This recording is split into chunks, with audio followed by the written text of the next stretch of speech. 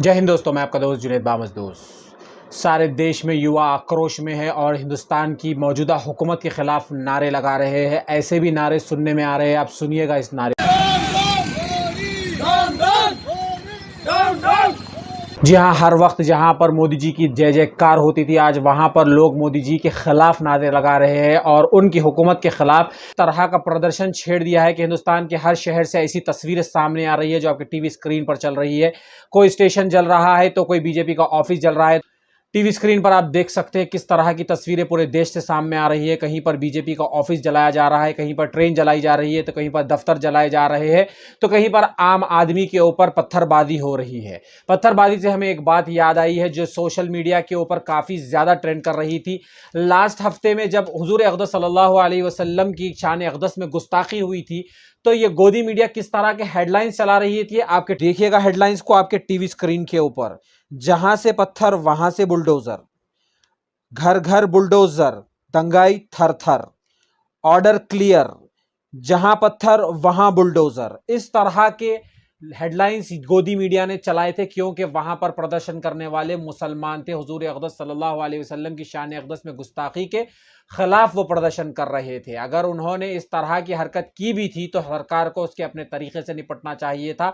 इस तरह की न्यूज़ चलाने वालों के खिलाफ भी कार्रवाई होनी चाहिए। कानून का खिलाफ कोई नहीं जाना चाहिए। कानून की खिलाफ वर्जी कोई अगर करता है, चाहे कोई मजहब से, उसके ऊपर कार्रवाई जरूर होनी चाहिए। अब वापस आते हैं अग्निपथ स्कीम के ऊपर, जिसको लेकर सारे देश में बवाल मचा हुआ है। ये स्कीम है क्या असल? ये स्कीम के जरिए कुछ वक्त पहले रक्षा मंत्री राजनाथ सिंह ने एक ऐलान किया था कि 45,000 लोगों को नौकरी दी जाएगी इस स्कीम के अंडर, मगर इस स्कीम में काफी फेरबदल किए गए हैं जिससे युवा बिल्कुल भी खुश नहीं है। वो फेरबदल क्या है? स्कीम के तहत अगर कोई युवा आर्मी में भर्ती होता है तो उसकी नौकरी सिर्फ 4 साल की होगी। 4 साल की नौकरी का मतलब उसे ना तो कोई पेंशन मिलेगा, ना कोई उसे उसका नौकरी के बाद ना ही उसे एक्स आर्मी ऑफिसर का पद दिया जाएगा।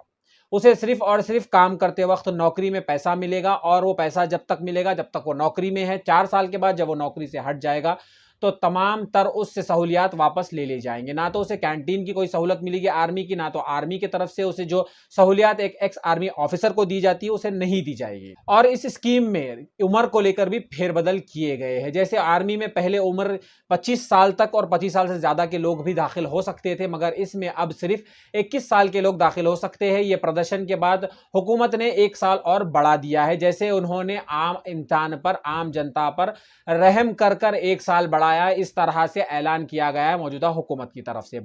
अगर मौजूदा हुकूमत बहुमत में है तो इसका मतलब बिल्कुल भी ये नहीं हो सकता कि आधी रात को आपको ख्याल आएगा कि आप नोटबंदी कर देंगे, आपको सुबह ख्याल आएगा आप किसान का कानून ले आएंगे, आपको दोपहर में ख्याल आएगा आप जनता की नौजवान जो आर्मी में दाखिल होना चाहते हैं, जो 4 साल से अपने आप को रोके हुए हैं, उन्हें अग्निपथ स्कीम के नाम उन्हें इस तरह से करने पे मजबूर कर देंगे क्योंकि 4 साल से आर्मी में कोई भर्ती नहीं हुआ है। 4 साल पहले जिन्होंने कुछ एग्जाम्स लिखे थे वो भी अभी तक कतार में है कि उन्हें नौकरी लगेगी। इस 4 साल में उनकी उम्र तो बढ़ गई, अब उनका क्या होगा? क्या उन्हें नौकरी मिलेगी? अगर नौकरी मिलेगी भी तो क्या उनकी नौकरी परमानेंट होगी? क्योंकि 4 साल तक काम करने वालों को आर्मी में ना तो पेंशन मिलती है, उन्हें एक्स आर्मी ऑफिसर का दर्जा दिया जाता है। क्योंकि 5 साल कम से कम अगर कोई अपनी सर्विस देता है तो तभी उसे एक्स आर्मी ऑफिसर का दर्जा दिया जाएगा। इसके चलते इसमें सिर्फ और सिर्फ 4 साल की ही वक्त रखा गया है कि कोई भी अगर आर्मी ऑफिसर बनना चाहता है इस स्कीम के तहत तो उसे सिर्फ 4 साल की ही नौकरी मिलेगी। 4 साल के बाद ये युवा क्या करेगा? ये इस तरह की स्कीम निकालकर अब युवाओं को भड़का दिया गया है। युवा सुनने का नाम नहीं ले रहे। युवाओं का ये सवाल है कि वो लोग इतने टाइम से जो इंतजार में है आर्मी में भर्ती होने के लिए, जो देश के लिए मरना चाहते हैं, देश के लिए कुछ करना कर गुजरना चाहते हैं, वो लोग का क्या होगा? स्कीम को आप समझ लीजिए कि इस स्कीम में अगर कोई इसके तहत दाखिल होना चाहता है तो उसे सिर्फ और सिर्फ 4 साल की ही नौकरी मिलेगी और उसकी उम्र को भी तब्दील कर दिया गया है। इसमें इसकी किस तरह से उम्र तब्दील की गई है कि पहले 25 साल से ज्यादा का नौजवान भी आर्मी में दाखिल हो सकता था, मगर अब 22 साल की उम्र वाले नौजवान ही दाखिल हो सकते थे।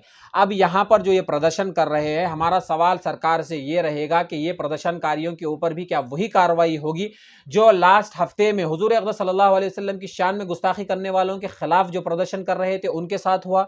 क्या अगर ये लोग प्रदर्शन करने वाले अगर मुसलमान होते तो इन्हें देशद्रोही और यूएपीए लगाकर सरकार अपना पल्ला झाड़ लेती और इन्हें जेल में ठूस देती और इन्हें दंगाई बता देती। मगर ये तो वो लोग हैं जो देश के लिए आर्मी ज्वाइन करना चाहते हैं, देश के लिए लड़ना चाहते हैं, देश के लिए मरने मिटने का जज्बा रखते हैं।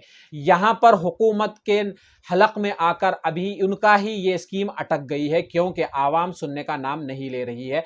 हर तरफ बीजेपी के ऑफिस को जलाया जा रहा है, मोदी जी के खिलाफ नारे लगाए जा रहे हैं। जब से बहुमत में ये हुकूमत आई है, जब भी कोई इन्होंने कानून निकाला है तो आंदोलन ही आंदोलन हुआ है।